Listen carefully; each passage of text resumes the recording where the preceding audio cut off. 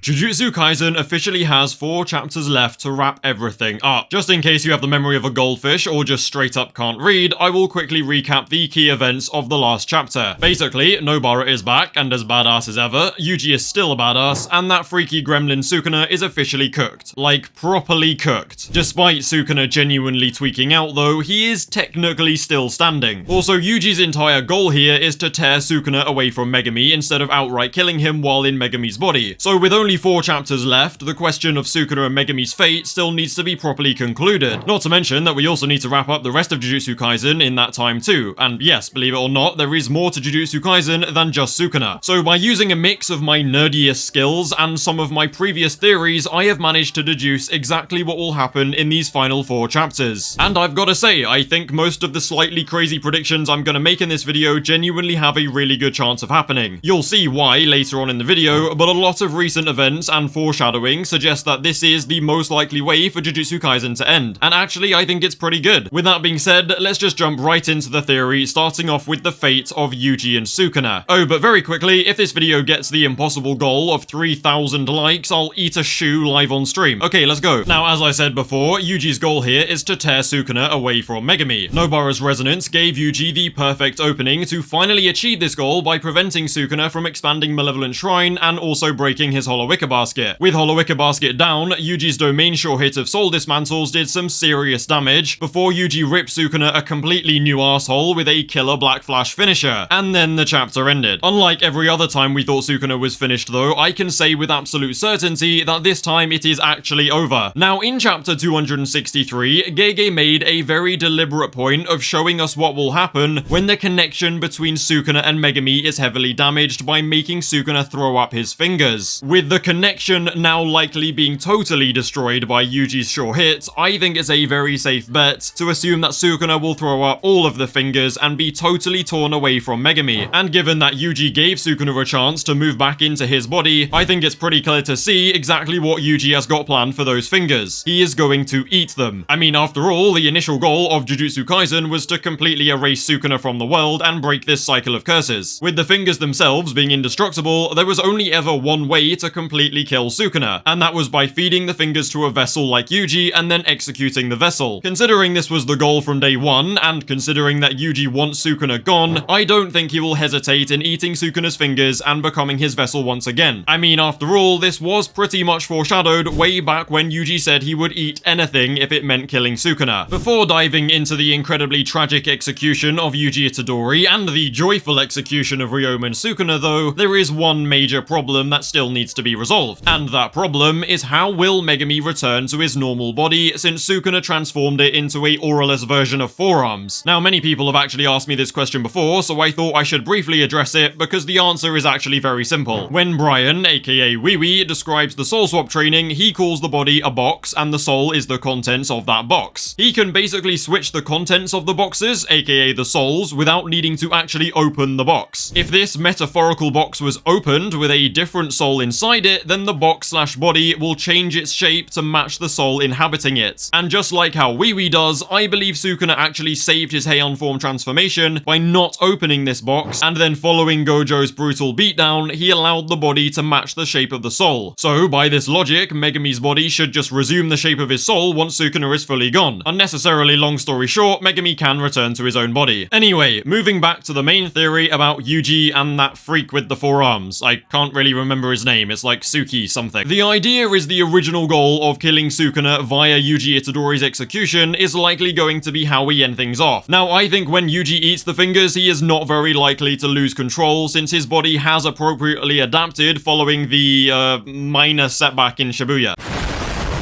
However, I think how much control Yuji has doesn't really matter because there simply aren't enough chapters left in the manga for another whole ass fight, even though I desperately wish that there were. I believe that Yuji Itadori will become Sukuna's vessel again, and then one of 2 people will execute Yuji Itadori. Option 1 is Megumi Fushiguro executing Yuji, which will nicely parallel Megumi's reluctance to do this at the beginning of the story. And option 2 is a scenario where Yuji's barrier breaks and then he is executed by none other than Yuta Okkotsu, which would very nicely obviously callback to Yuji actually asking Yuta to be his executioner if Sukuna ever took control of his body again, something which Yuta agreed to. Before discussing my batshit crazy theory for Yuta though, I want to give a little bit more of my attention to Yuji and Megumi first. Now we know that from that one time that he tried to help out, Megumi can still use the 10 Shadows technique, even though Sukuna can't due to Gojo destroying Mahoraga, which makes no sense, but f it, we ball. Hopefully, Megumi can salvage Mahoraga via totality with Divine Dog, but who knows at this point. All that really matters is that Megumi will potentially be the one to kill Yuji Itadori, and this execution could really neatly parallel Gojo executing Geto, and I think there's a good chance that we will finally hear Gojo's last words to Geto if Megumi says it to Yuji. However, I am a believer that Gojo and Geto had a slightly,